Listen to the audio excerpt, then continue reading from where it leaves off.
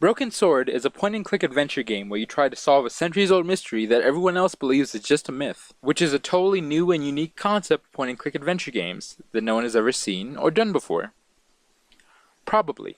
I say this up front because this game isn't a hidden gem that does amazing new things. In fact, it does a lot of stuff seen in other games. Really fucking badly. That being said, what the game does right, it does incredibly well, making the overall experience probably better than it should be. For the opening of the game, we play as Nico Robin, Nico Kobar, a down-on-her-luck reporter looking for her one big break. And would you believe it, just so happens that Pierre Conchon, a famous war hero of Paris, has something vital to tell Nico that will shake the very foundations of the world. Whoa, I hate mimes, but unless you humor them, they don't go away.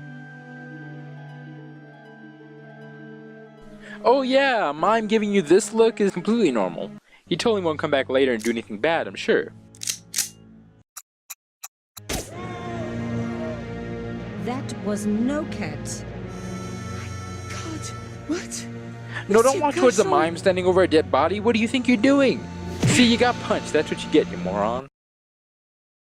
So Pierre was murdered before he could tell us whatever he wanted to tell us, and Nico takes it upon herself to figure out why. There's only one real tutorial screen in the game, and after that you're pretty much free to go crazy. So while Pierre's wife grieves over his sudden death, we help solve the mystery by looking through their personal belongings, stealing the things that look pretty. I decided to take the carved elephant. It clearly meant nothing to Imelda. Yoink! And taking things from the crime scene that maybe the police would find useful or something. You know, typical reporter stuff. And speaking of typical reporter stuff, can I call attention to this notebook for a second? Why on earth did they make the text so small? I mean, it's not like the notes are ever paragraphs long, they only ever a couple sentences. Really, guys? What was the need for this? Our sleuthing doesn't go unnoticed, however. Eventually you're forced to interact with Pierre's wife, turned widow.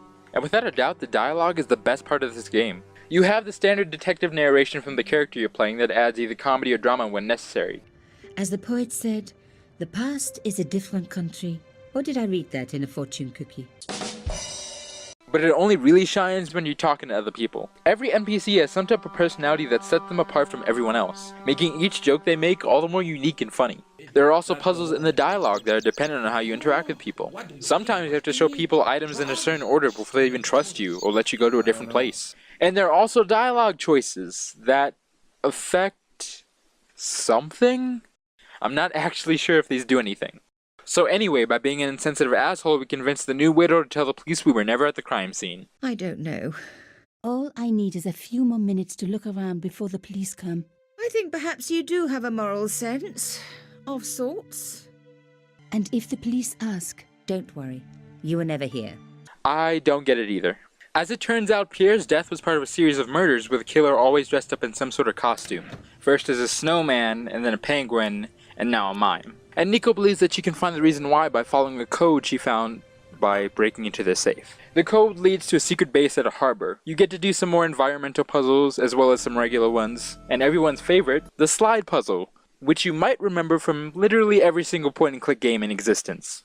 But all we really end up learning is that Pierre was with some kind of weird, sketchy mystery group, and that all of them are the ones that are being targeted. After learning this, Nico just sort of heads home to go to sleep. But the game switches to a different location the next day, and here we get one of the game's few but wonderful cutscenes. I was pretty sure the waitress was taking a shine to me. That old Stobart charm, I guess.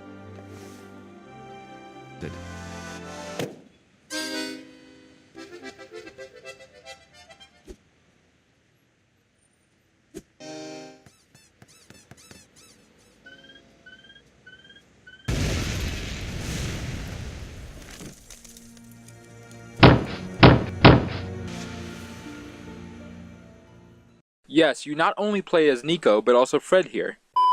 George Stobart, who just witnessed the terrorist clown blow up a cafe. 1 minute I'm on vacation, the next minute some clown's blown me up. Over the course of the game, you switch between Nico the reporter and Curious George, which is actually a more accurate description than it should be, because while Nico actually has some kind of reason for her law-breaking detective work, George is doing it because...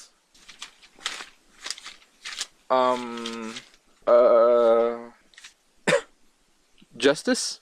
I knew right away what I was gonna do. I was gonna find that clown and bring him to justice. Because justice matters. Justice is up there with liberty. and equality, and, fraternity. It gets even more annoying because you spend most of the game playing as this guy. Yeah, what I said earlier about switching between both characters throughout the story, well, I lied. You play as Nico like 2 more times, and all you learn is that the widow from before died, and that Nico's dad knew Pierre. So, does that affect the story? No. So just let those plot points fade from your mind. Also, sorry for giving you trust issues. Freeze! Hold it, right there. Whoa, don't shoot. I'm innocent. I'm an American. Can't make up your mind, huh? After getting interrogated by the police, our first real objective is to track down the killer. And we do this by, this is the important part, pointing and then clicking. Very complicated stuff, I don't blame you if it lost. You know, I'm actually really glad they added these animations everywhere. They're short and goofy, which I really like. There were a couple times where the animation was way too long, or you were like stuck in a puzzle and you just had to see the same animation go over and over and over again. But that only happened like 3 or 4 times through the entire game for me, so it wasn't that big a problem. Plus they're a good way to show what's actually happening, instead of just having the character exposition you to death. And speaking of what's actually happening, by doing a bit of sewer diving and discovering some pieces of clown fabric, George was led to a costume store to ask if anyone had recently bought any of the costumes used by the killer. And looking around, I wouldn't be surprised if this was a secret murderer's den. You got the creepy stock music, this thing kinda looks like the disembodied head of an apple boy wearing a mustache. And what's with the unicorn cow horse with a skeleton on its back? I'm pretty sure they don't sell that stuff at Party City. And really, the guy running the store isn't much better. Didn't you ever dress up when you were a child? Not that I remember. Incredible! You'll be telling me next that you never shared your elder sister's lingerie.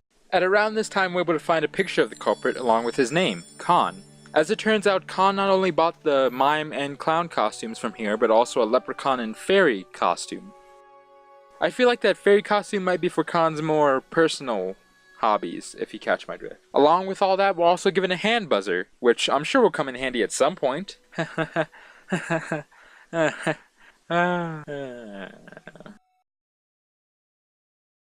Whenever you fully explore a new area, George usually head back over to Nico's house to share the new information and learn where to go next. In this case, Khan's apartment. These meetings basically serve as a recap and mini prologue in between the different chapters of the game. I guess when George is out in the world tracking down a killer, Nico is at home, doing research.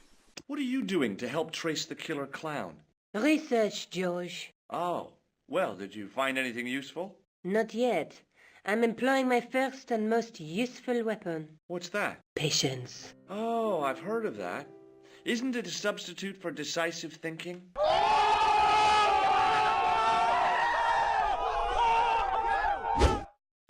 Later at Khan's apartment, by doing some precarious climbing, getting groped by Wario and Waluigi, which surprisingly is not as fun as it sounds, and getting some help from the absolute best character in the game, George is then able to make it into Khan's room. After searching through Khan's unmentionables, we find an ancient scroll that's related to a group known as the Knights Templar. And after taking a trip to Ireland, from just a vague hint from the local museum, we even get a chance to see Khan in action. Next thing, the driver hops out. And I couldn't believe my eyes.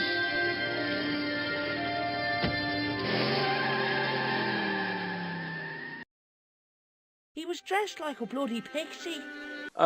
I'm sorry. Khan wearing a fairy costume just puts such a weird image in my mind. Oh, and yeah, I guess since we're in Ireland right now. Top of the morning to you ladies, my name is Jacksepticeye.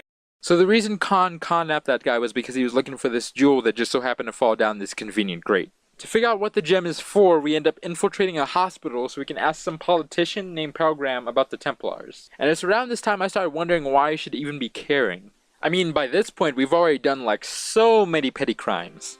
Theft, breaking and entering, trespassing, impersonation of a policeman, an electrician, and a doctor. All in 2 days, which is actually kind of impressive. Tampering with evidence, impeding an investigation, doing whatever this is, dancing on the job, and like 20 other things that I just forgot to mention right now. It's kinda hard to root for the main character when they're doing all this crap. And for what? I was gonna find that clown and bring him to justice. Because justice matters. Oh, never mind then. If it's for justice, well, then I guess it's all good.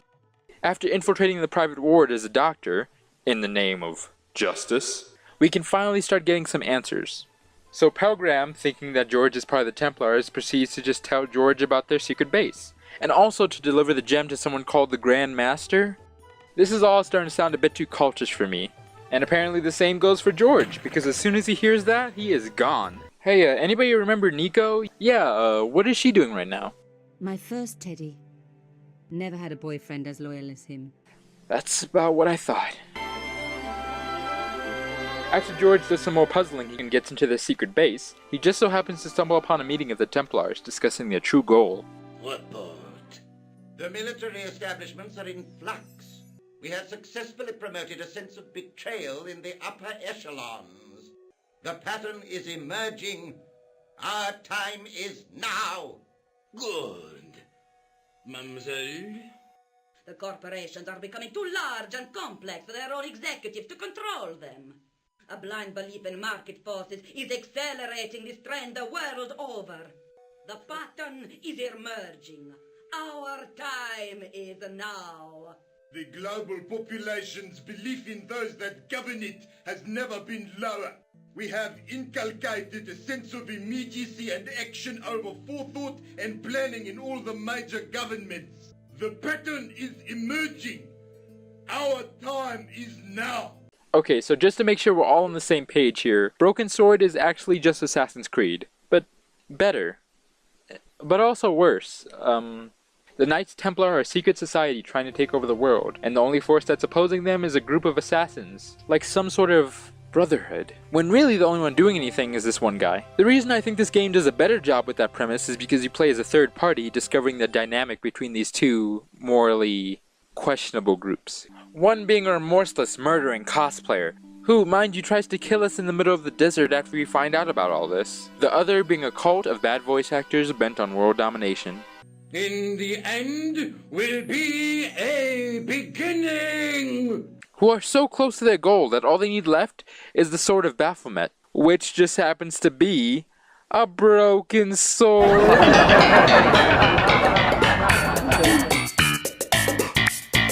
But meanwhile, you're just a guy who gets caught up in this whole mess of secret crypts and forgotten murders. The game sets up the mystery gradually, making each revelation seem massively important, all the while throwing splashes of humor and puzzles that were never too random or unfair. Except for that slide puzzle. That slide puzzle can go suck it. The story and its characters always had some kind of fun new twist that I wasn't expecting, and some surprise around the corner for me to figure out. So even if I was incredibly confused, which was most of the time, I was still having fun. That was until it was completely ruined in the last 2 chapters of the game. So after talking to Nico about all this nonsense, they're able to find the location of the broken sword, and head over there by train. Halfway there, Nico and this random old lady get kidnapped, and to save them we climb on top of the train to launch a sneak attack on the criminal.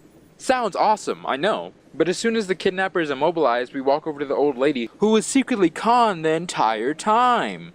And then he starts spouting off this crap. We were always on the same side, Stobart. Keep in mind the last time we saw this guy, he tried to off us in the fucking desert. But wait, it gets better. What is the Sword of Baphomet? Not what you think, my friend. It is a weapon, yes, but one which our enemies will find difficult to wield. So, I guess the Sword of Baphomet is the friends we made along the way? I really have no idea at this point what he's even talking about. Thanks. What? He's dead. In the arms of the angel, fly away. After that, we got the final showdown, right? So both Nico and George enter this abandoned crypt, and once they get in there, this is what they find. All will be united under the red cross of the Templars.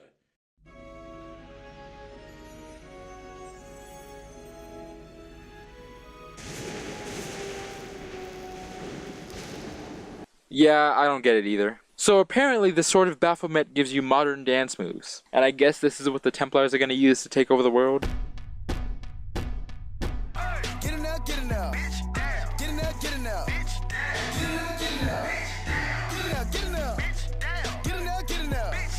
Get in there, get in there. Look at my down. Okay, take back whatever bad things I said, because this game was worth playing just to see that face. After the Templars notice George, they first ask if he'll join them. George says, "I don't wanna." Then we get this. Take them. Kill them. They will not escape. And after escaping, George uses a torch to ignite some convenient explosives to blow up the sword along with Waluigi and the Templars, the plot, the mystery, my reason for caring, and like 10 different interesting characters, all in one fell swoop. Okay, well that's terrifying.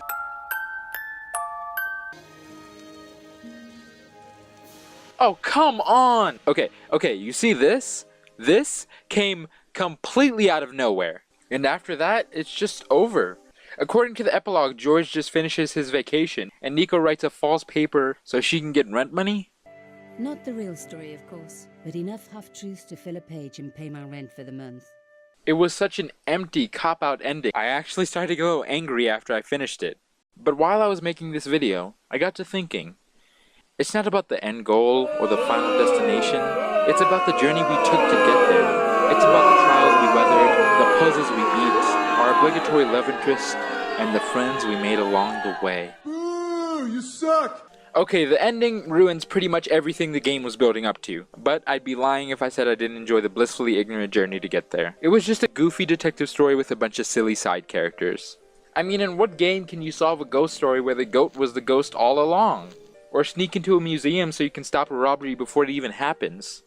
And well, I just really enjoyed it. And it's not like the game was even that long, it only took me just under 6 hours to beat it. So there wasn't too much of Broken Sword to weigh me down. Wait, what do you mean there are 4 other games? Holy sh**. But if you ever end up playing this game for some reason, pro tip. Once you get to the point where George is on top of the train, just turn the game off and come up with your own ending. Trust me, whatever you come up with will be way better than whatever this is. This city holds so many memories for me now. The cafes, the music. The sewers. Tell me about it. The clowns. The jugglers.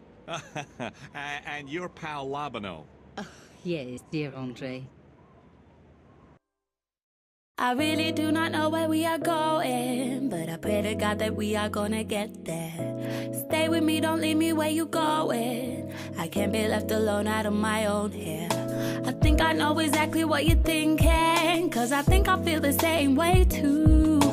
Take my hand and let's do a little more walking, walking to the moon. Let's go to the stars.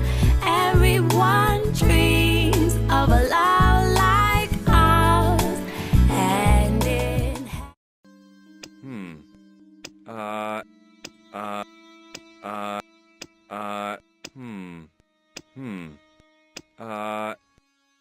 May Allah guide you to our enemies.